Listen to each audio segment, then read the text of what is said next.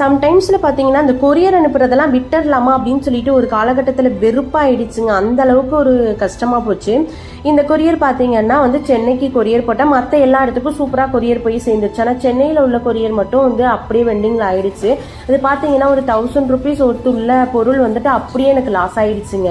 எனக்கு ரொம்பவே மனசு கஷ்டமாக இருந்துச்சு. அது லாஸ் ஆகுறது ஒரு பக்கம் இருந்தாலும் கஸ்டமர் போய் சேரலையே, நம்ம இவ்வளோ கஷ்டப்பட்டு ரெடி பண்ணி கொடுத்தோமே, அவங்க சாப்பிட முடியாமல் போச்சு அப்படிங்கிறத எனக்கு ரொம்ப வருத்தமாச்சு. நான் பார்த்தீங்கன்னா கொரியர் போட்டுட்டு அடுத்த நாளே வந்து கொரியர் சேரலை அப்படின்னா நேரடியாக போய் வாங்கிக்கோங்க அப்படின்னு சொல்லிடுவேன். சரின்னு சொல்லிட்டு இந்த கஸ்டமர்ட்டையும் அப்படிதான் சொன்னா, அவங்களும் நேரடியாக போய் கேட்டதுக்கு இல்லை டெலிவரி கொடுத்து விட்டாச்சு, அவங்க போய் வாங்கிக்கோங்க சார், அவங்க வீட்டுக்கே வந்துடும் அப்படின்ட்டாங்க. திரும்ப ரிட்டர்னு வாங்க முடியாதுன்னு சொன்னோன்னே இவங்க வீட்டுக்கு வந்துட்டாங்கங்க. 5 நாள் வெயிட் பண்ணியிருக்காங்க, அப்பயும் வரல. சரி நம்ம கால் பண்ணி கேட்போம்னு சொல்லிட்டு கேட்டதுக்கு இல்லை திரும்ப ரிட்டர்ன்லாம் வராது சார், உங்களுக்கு வந்துடும், எங்கே இருக்குன்னு தெரியல அப்படின்னு சொல்லியிருக்காங்க. சரின்னு சொல்லிட்டு 7 days 8 days கிட்ட ஆயிடுச்சுங்க. இதில் பார்த்தீங்கன்னா தம்ரூட் ஃபுல்லாகவே கெட்டு போச்சு, ப்ரௌனி ரொம்ப ட்ரை ஆயிடுச்சு. 8 நாள் ஆயிடுச்சு இல்லைங்க, அப்படியே வெளியிலே இருந்துச்சு. பாக்ஸ் எல்லாம் எங்கே போட்டு வச்சுருந்தாங்கன்னு தெரியல.